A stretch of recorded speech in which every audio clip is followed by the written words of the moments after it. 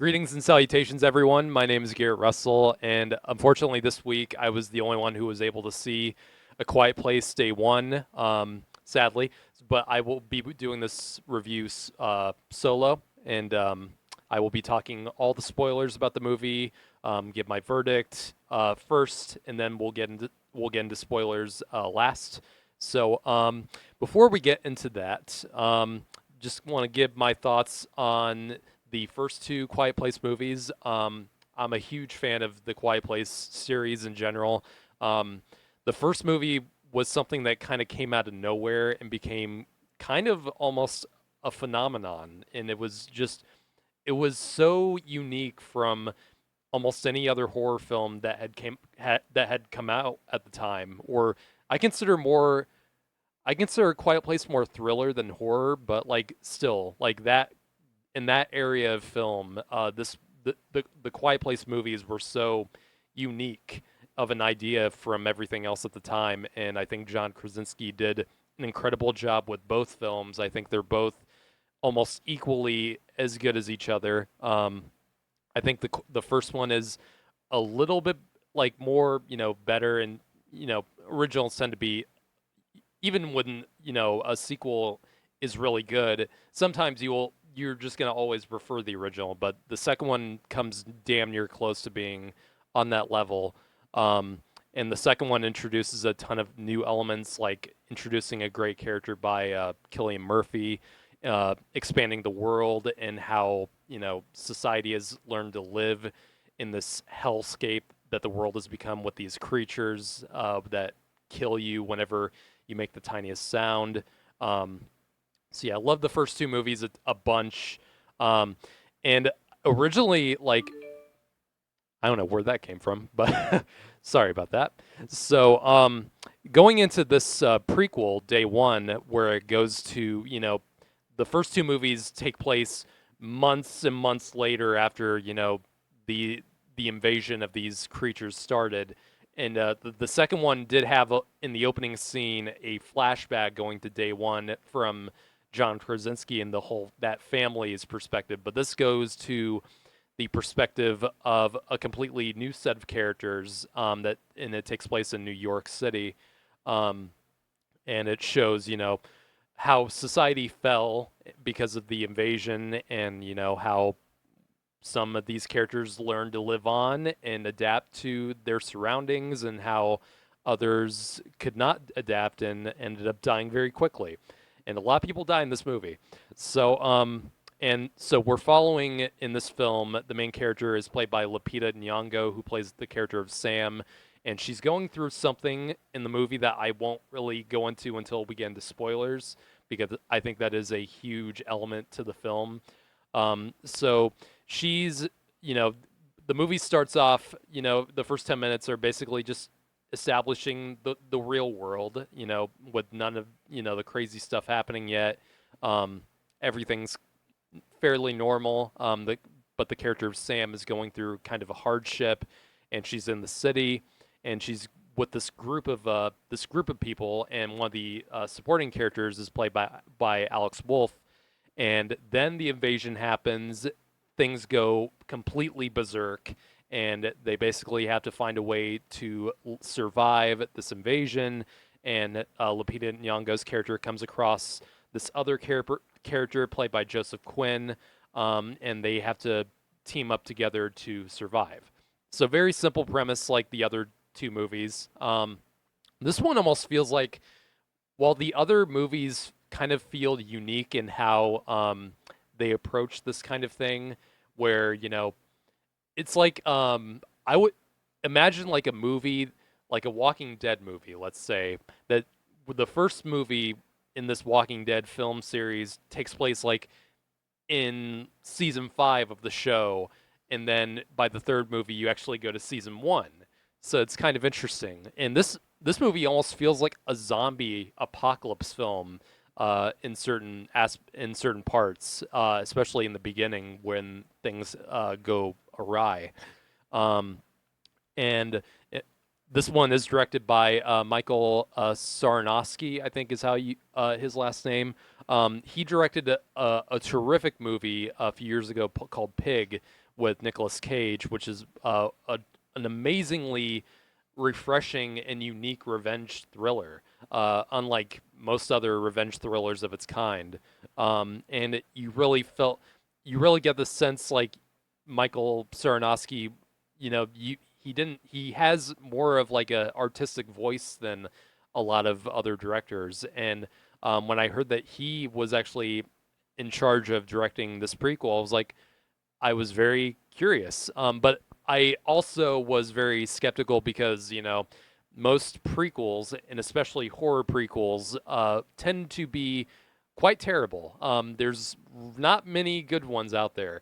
But the thing about that is, we had a really good prequel, a horror prequel this year before this movie, and that was The First Omen. And you guys know that I absolutely love that film.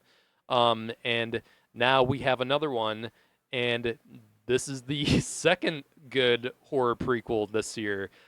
This movie, I was stunned by this movie. Honestly, really kind of like I was really surprised by how much I enjoyed the movie.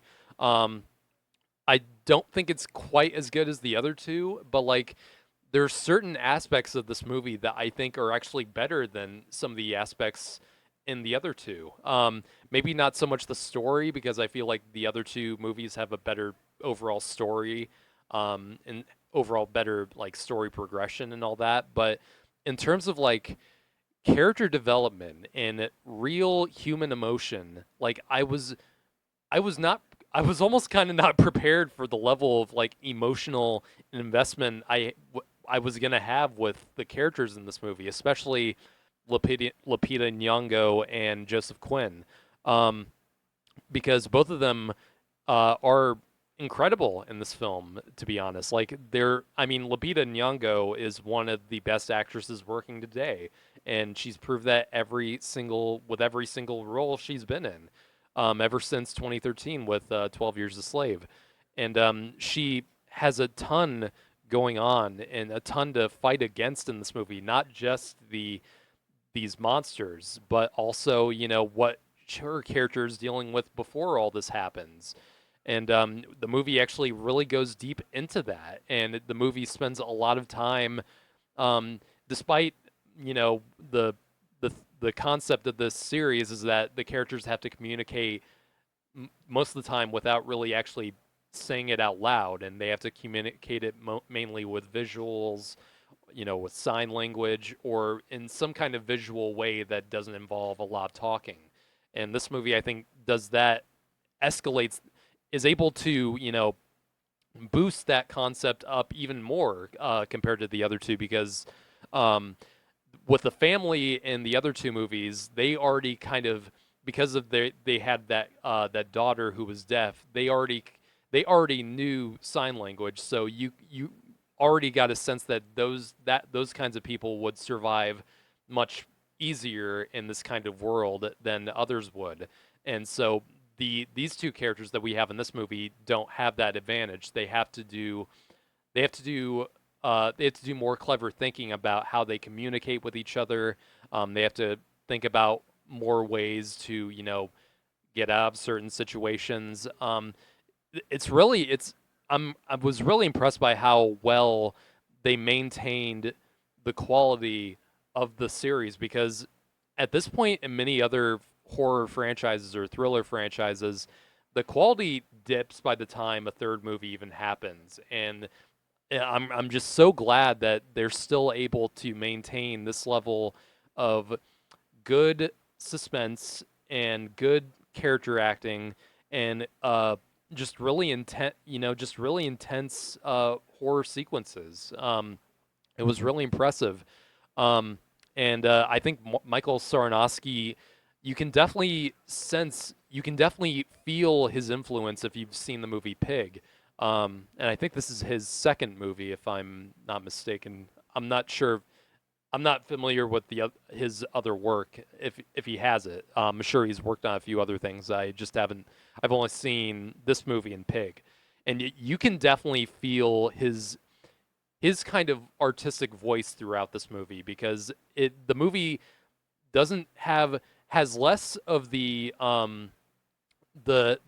the suspenseful sequences than you would think. This movie actually spends a lot of its moments with these characters, establishing what they're going through and what how they're going to get through everything, and the hardships that they're encountering even with each other. And I thought all of that was done very well. I was actually kind of I was a excuse me, I was about to get kind of teary-eyed by the end of the movie, and the ending shot especially, which I'm about to get into in the spoilers, is just I was kind of stunned that the movie really had the guts to end this movie on something like that happening. And I thought it was very brave of the writing and the directing. Um, so yeah, my final verdict on this movie, I thought I really thoroughly enjoyed the movie, and I was going in with quite a bit of doubt that that they would still have the level of creative integrity, and they would still maintain the quality that the series has brought to us before, but they really did. They did not crap the bed with this one at all. And this movie just it was a roller coaster ride, just like the other two movies. So if you're a fan of the first two movies, absolutely go out to see this movie if you like those a lot, because I think this one is very close to that level again. So I'm gonna give this movie a 4 out of 5 or an 8 out of 10, whatever works for you. So now we're gonna get into the spoiler section on The Quiet Place Day One. So if you haven't seen the movie, I would go watch the movie first and then come back to this once you've seen it. So 3, 2, 1.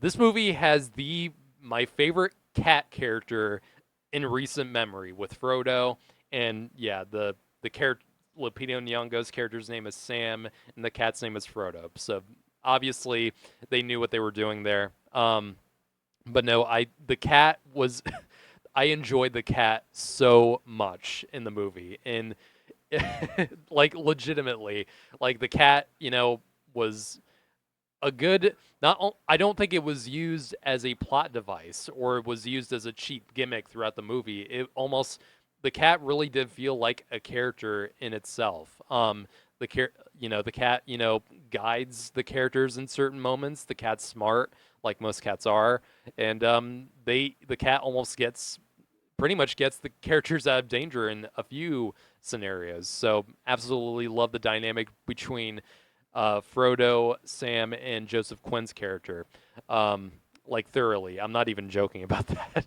Um, so yeah, what Lupita Nyong'o's character is going through, and it's established very in pretty much the opening scene of the film, is that Sam has a form of cancer, and she's very very slowly dying, and she's on she doesn't have that much longer to live, and she's in this she's in this facility where she can be cared for, and Alex Wolff is pretty much the caregiver for all these other patients, and what brings them to the city and where everything goes from there is that they're going on this trip to this marionette puppet show thing, and that also sets up a certain backstory element with Lupita Nyong'o's character in sort of a clever way of foreshadowing.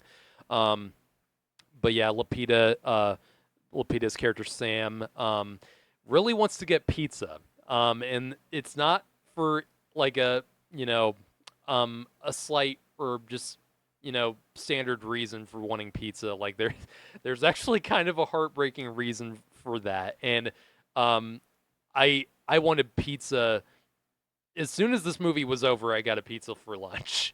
Yeah, I never thought I would care so much for a slice of pizza in a movie like this, like legitimately.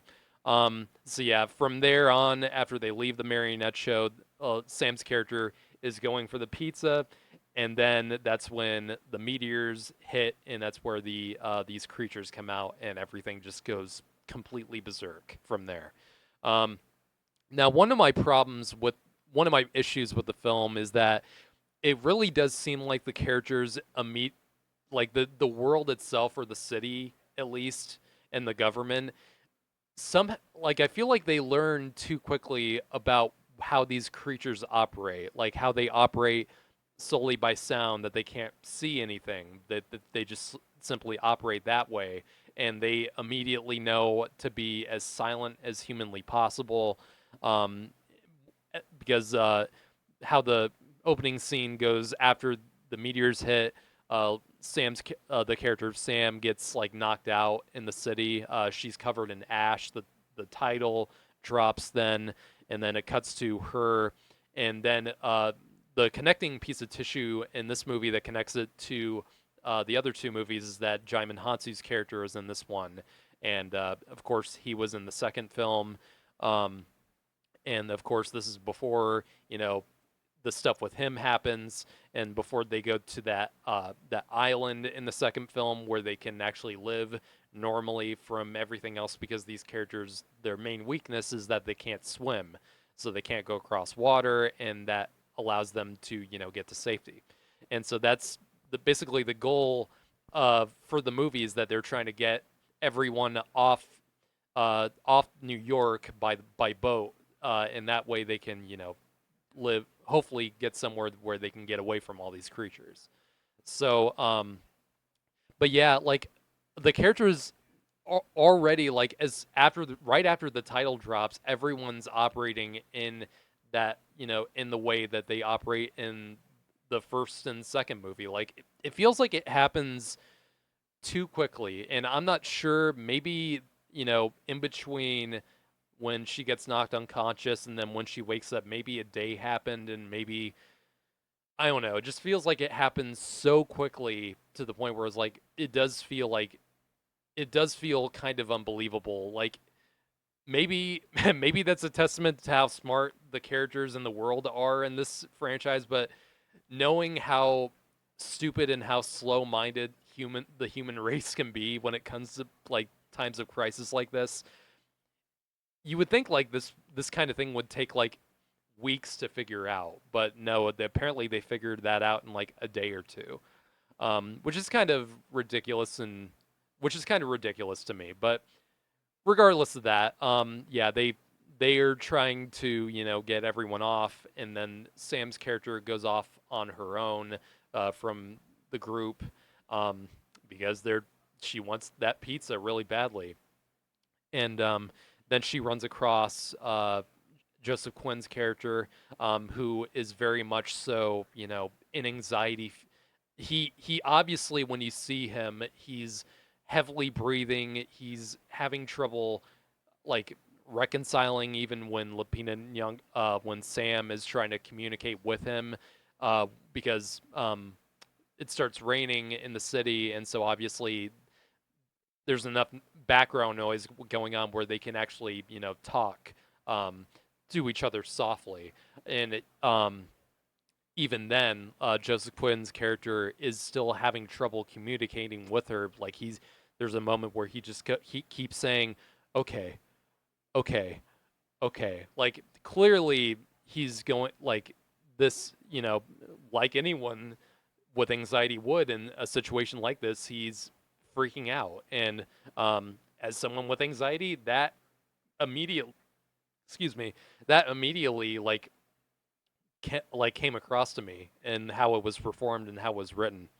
So very clever in that area.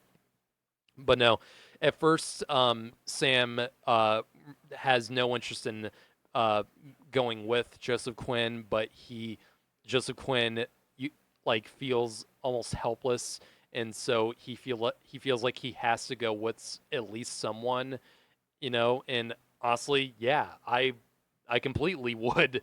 If I were him in this situation, I wouldn't want to be alone. I would want to, go with someone and be, someone chaperone in this situation. And Sam is reluctant to do that at first, but over the course of the movie, they do form a sweet bond, and they learn more about each other, and how Joseph Quinn, is a young law school student, and he's from London, or England, same thing. But No, he's from England, and he says how his parents wanted him. That was their, main, uh, their main dream of him to accomplish, and that became his dream as well. And obviously, he doesn't know if he's ever going to achieve that. So there's that kind of fear in him. Um, then we find out a little bit more about Sam and how she used to be a poet. And there's a scene where they're in the apartment together while it's raining outside and it's higher up, um, and the thunder's going on, so they can talk more freely.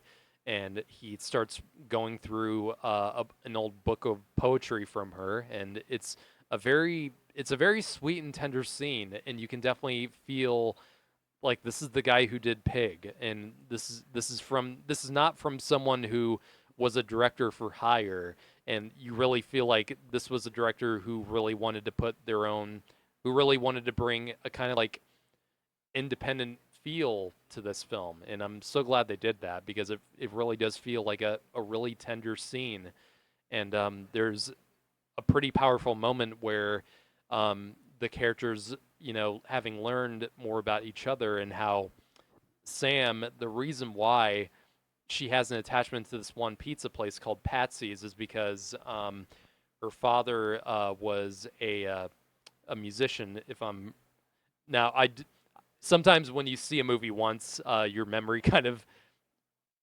it takes me a few like multiple viewings for me to remember every little thing that happens in movies. So I did see the movie like yesterday morning. So yeah, how her father used to be a musician for this club, and after several shows, they would go eat pizza at this one restaurant afterwards, and because of what she's going through with her cancer, she feels like one more, time, one more little thing like that, will give her more, kind of closure, and it's really oddly way more emotional than I ever would have expected from a Quiet Place prequel movie. And it's really powerful, and it leads to this moment in that scene where the thunder's going on, and every time a lightning thunder strike happens, they have a moment where they can like literally scream out their frustration and their angst, and there's a really great musical score during that scene. It's really powerful, um, way more powerful than you would expect from a movie like this. So then the characters are trying to find, for not only they're trying because Joseph Quinn reluctantly agrees to go get pizza with her. So yeah, it's a quest for pizza, and it's also a quest for them to find these rescue boats to get off the city, because if you see in the trailer that they blow up the bridges and stuff. So all that happens. There's several intense sequences involving the creatures, and then I'm gonna go ahead and skip to the ending. So they find the rescue boat. There's a lot of creatures around, of course, and they have to find a way to get to the boat because it's already pretty much set off, and it's already um, went off the dock, and they have to find a way to catch up with it. And the only way to do that is by literally swimming to it. And there's a great sequence where um, a bunch of creatures are alerted in the city, and there's like a whole army of them. And Lupita Nyong'o finds a distraction in a bunch of cars to set off the alarms, and this allows Joseph Quinn to run through all these cars, setting off these alarms to get them off of him. And luckily, he manages to uh, jump jump off and alert the other boat to their presence, and they manage to stop in time, and he gets on board.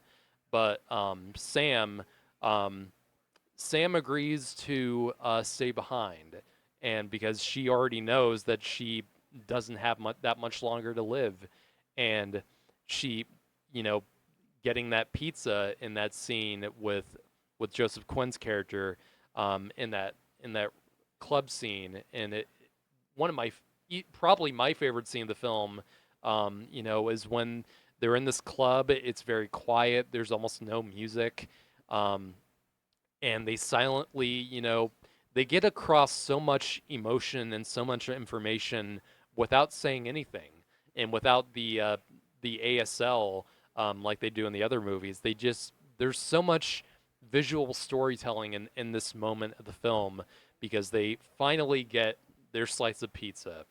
They get that closure with that, and there's a really sweet and emotional moment where Joseph Quinn goes on the stage of this club, and he performs like a magic trick for her. Like they're imagining like there's a whole room full of people in there when there isn't, and they almost act like they're doing like a talent act or a magic act, and it's a really touching moment, man. Like I truly I did not expect that much from this movie. Like, and getting that kind of stuff from it was honestly more than I could have ever asked for.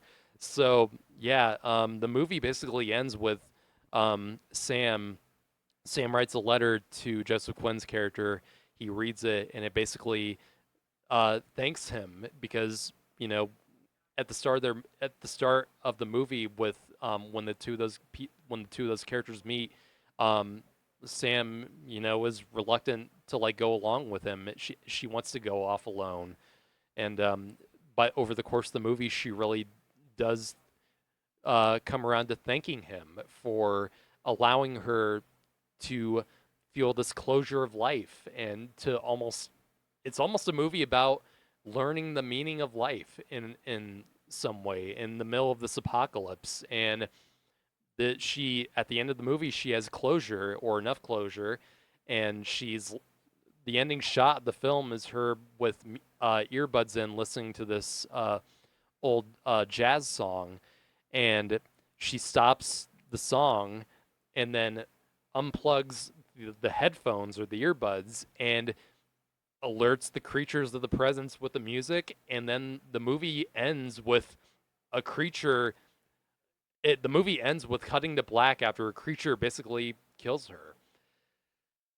And that kind of like, oh my god, guys, like the balls that a mainstream studio movie has like this, after two extremely financially successful films, to end a prequel movie in a successful, big franchise like this nowadays, it's kind of inspiring in a way, and it's a very haunting yet kind of uplifting ending in at the same time. So yeah, I kind of love this movie. I'm not gonna lie. After kind of having suspicious thoughts about it, like it's a really kind of sweet movie, and it's not only is it intense like the other two movies are, it still has that enough of that emotional core that the other two movies have. And in my opinion, I think in terms of like the character emotion, like I think this movie does that better than the other two. So yeah, I thoroughly enjoyed this movie much more than I thought I would, in ways that I didn't even expect to. So yeah, guys, what did you guys think of A Quiet Place Day One? What did you like it? Did you have problems with it? Let me know, and definitely if you have spoiler thoughts to talk about it in the comments, do make sure to like leave a spoiler warning before you do that. So that's all my thoughts on A Quiet Place Day One, and I hope you guys check out the rest of our content soon.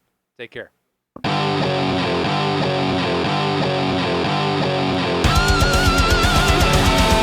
We have been the Cinema Asylum Podcast.